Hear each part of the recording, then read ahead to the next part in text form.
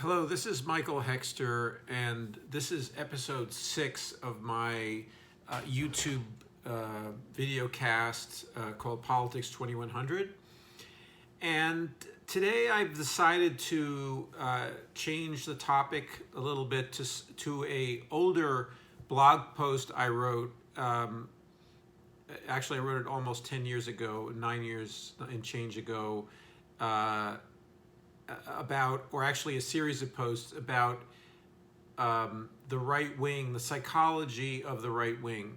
And I'm calling this episode The Wishful, Willful World of the Right Wing. And it sounds maybe a little bit either abstract or, not very descriptive for if you're, or maybe it's very interesting to you one way or the other. I really don't know how the topic just first off strikes you.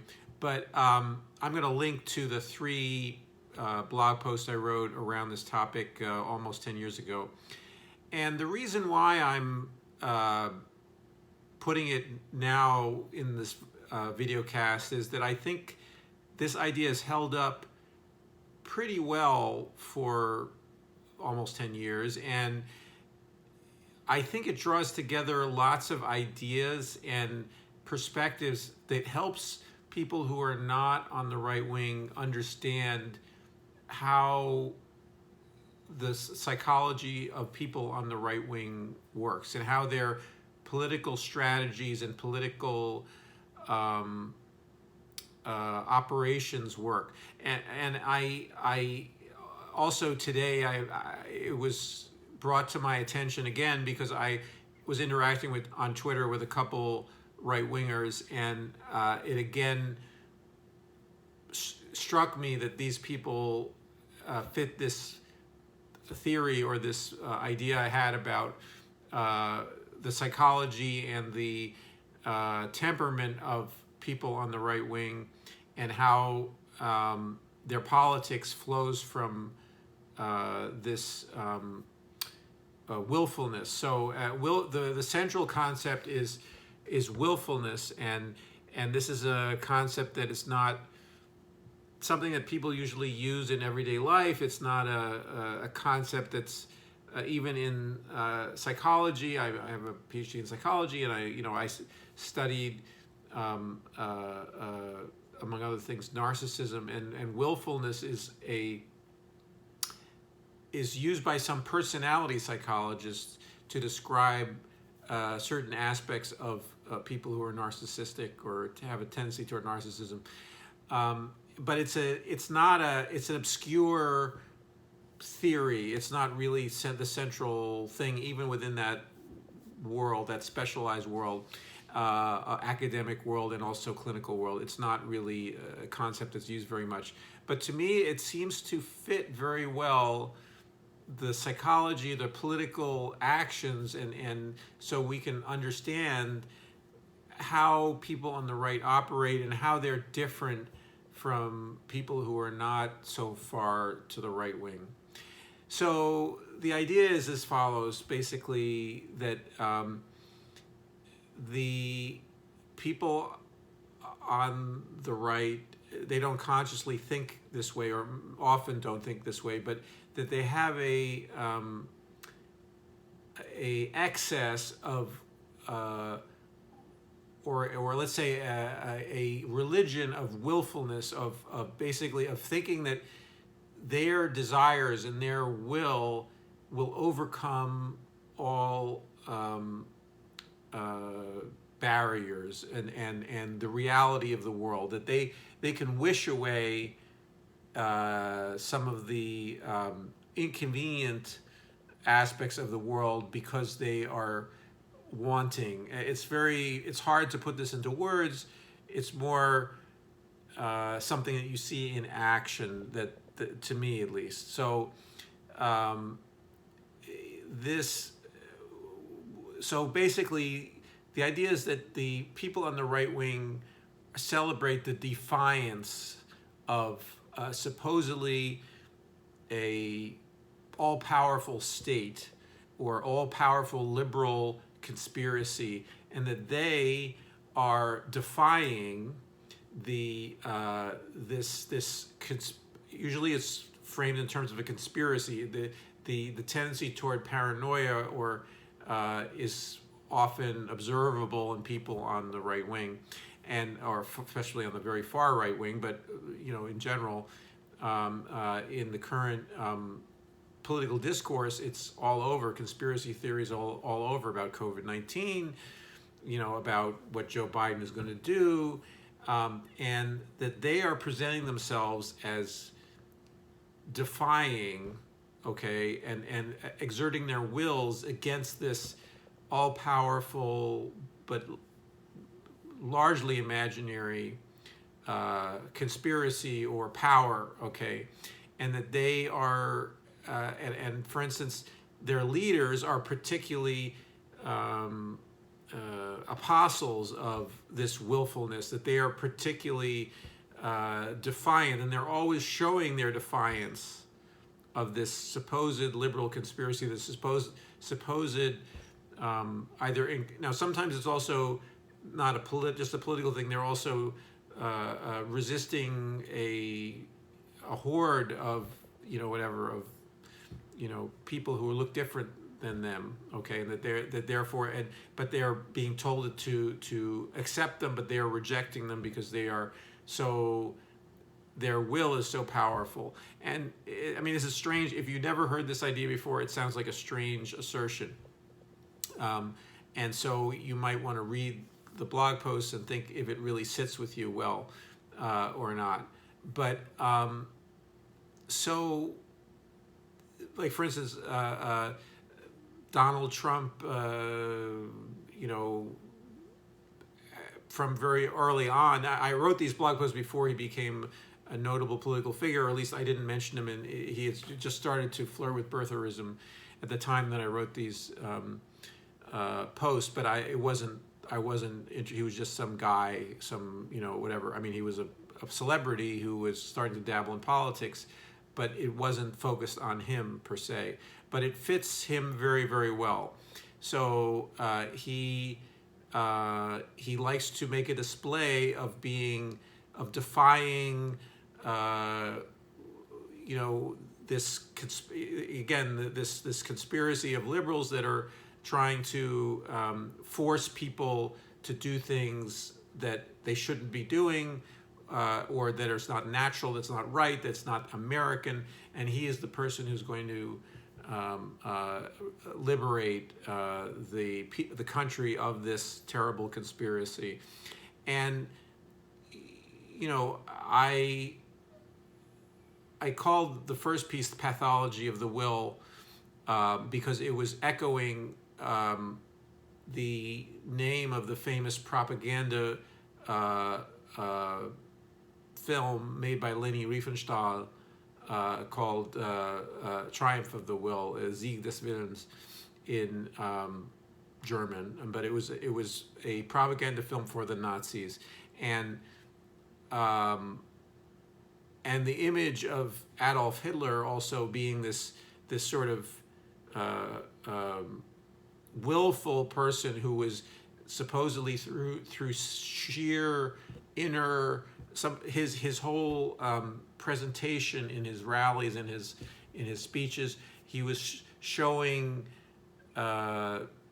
apparently the attraction for the German people who followed him was that he was so strong inside, that he had such strong will essentially to defy the forces that were arrayed against him, that he also imagined, or he created them partly imaginarily, including a Jewish conspiracy to undermine Germany and so forth and so on. So, and also some of it was linked to communism, but there was a whole slew of different ideas that were put together. That was way back then. But that idea, again, when I was thinking about how to describe how right-wing politicians so easily lie and so easily just distort reality in what they talk about, and what they that it's so hard to have a discussion about facts and to stay rooted in a reality. And it occurred to me that this same willfulness, or this idea that they were showing how powerful they are to their constituents by just dismissing, by using words and by using to essentially fulfill wishes. So I know this is very, very abstract, and I will also put my Twitter handle in the description box, so you can, if you look it up, and you can follow these discussions with these anonymous people today. But essentially, these people who I was arguing with were just making up random. They were mischaracterizing my position, and then they were, essentially arguing with, or just trying to create a dialogue where they would win no matter what, that they would win this interaction with me. I mean, I wasn't really, I wasn't starting the comment. I was commenting on, actually it was in Matt Taibbi's, it was underneath one of Matt Taibbi's contributions on Twitter, and he attracts a fair number of right-wingers nowadays. And so, and I am interested, as a person who wants to know, sometimes to see how these interactions turn out, and to see, well, how do these people who have so many ideas that I disagree with, or who attack, create basically a fantasy, like, for instance, they say Joe Biden is a communist. I mean, I'm not a big Joe Biden fan, but they or the Democrats are communists, or that they create a fictional world within which they try to organize their own victories, so to speak. And so anyway, I don't have I think this is a tool that you can use, and you can see if it fits if you attempt to have a dialogue with, or to argue with people who are on the right wing, and you can see if it makes sense to you. But to me, it seems it's also extremely, the extreme childishness to me of the right wing, and willfulness is a characteristic of some children, or some in a phase of their development, and it, not all children, not not always, but the idea that you're defying people who supposedly know, who say they know better, but they don't. And so but the whole point of it is the defiance. The whole point of it is and if you're a leader, the showing off of it, the showing off of the defiance, saying, look at me, I am so strong in my will that I don't listen to authority. So with this is very relevant in the to me, this explains a lot about the whole anti-vax and also anti-mask argument, in that in some sense the idea is that the people who are attracted to the right-wing position, or right-wingers, or ideological right-wingers, see this as an opportunity to defy the social arrangements that you need to have to have ordinary public health initiatives. So there's basically an idea that public health requires us to assume that we're a we, a collective, a group that's. I know the word collective is very loaded for people in the right wing, and they'll take off from it some weird exaggeration of what, but just simply that we're all humans and we all share the same biology and we live in the same society and we share often the same air, and so and cooperation is one of the things we do even in the ideal institutions of the right wing, including like markets and so forth and so on, and there is cooperation as well as competition.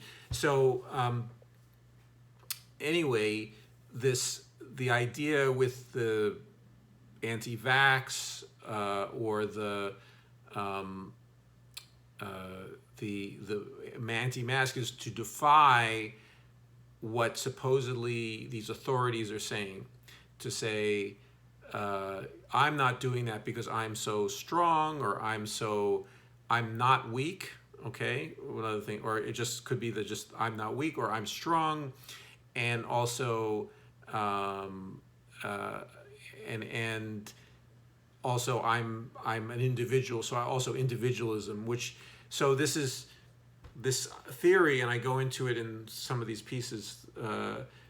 This theory is in part based. Individualism is about your own individual will, and I don't want to go so far as to say to be assertive and to be defiant is always this excess of willfulness, this arbitrary willfulness. So we all need, in a society, all of us need to assert our wills to some degree in some regard. So we all, and especially in a liberal democracy or in a democracy of some description, a real democracy, people need to be able to express their wills, be able to express their will through voting, through their choices they make in their lives. So those are real rooted choices but what I'm talking about is a effort to pull will and desire out of a real context and create a religion or a idealization of that into some kind of a religion, a religious object of some kind, an object of devotion that is independent of what's going on. So it seems like this, for instance, in COVID, in vaccine, anti-vax, or in mask, anti-mask activity, they simply are. There's no consideration of the context, and so it's all about what you want, your will at that very moment, and you don't take into account any contextual data, any contextual reality, including, for some people, the hard to fathom reality of an invisible pathogen that can make you very sick or make other people very sick. So, or have long-term effects. It doesn't have to be catastrophic immediately for people, but we've had some very concerning information about long-term COVID, the effects of long-term COVID infection. So, so this willfulness is something that I think explains a good deal of this activity, and so and it becomes a certain kind of childishness in adults. It becomes a running away from real responsibility and real real embeddedness in the world, which anyway, our society allows us, because of the way it's organized, to pretend that it does. In terms of the wealth we have, the amount of fossil fuels we use to jet around, and so we're not faced with some of the concrete realities of the world, or we're cushioned from it more than some other people in other countries. So anyway, so I mean, I think it's a complex topic, and there's not one solution to it, but I think it's a good lens to understand and to really look at, how we can convince some people who are really going off the deep end, into this area of what I'm calling a willful world, or this world of arbitrariness and creating people who constantly create these sham interactions in order to win, to win, in their minds, win what is really not necessarily anything that anybody wins. There's no winners, or let's say we can all win, or there's no single winner of in our society, certainly now. Anyway, so I think maybe I'll at some point return to this topic in another episode, another video, with some interesting or updates or thoughts about it. It's something that I haven't really looked at very closely, but I use it often in just sort of I think about it sometimes when I'm looking at and trying to understand the actions of people who I think are just being self-destructive or other destructive, and that I don't understand, what goes on, why. So anyway, so if you like this video, please like it, and please comment below if you have any reactions and thoughts about this theory, and I hope to see you next time, and at some point, we may return to this topic, but certainly there'll be many other different and varied topics on this video channel, in this YouTube channel. Anyway, see you soon.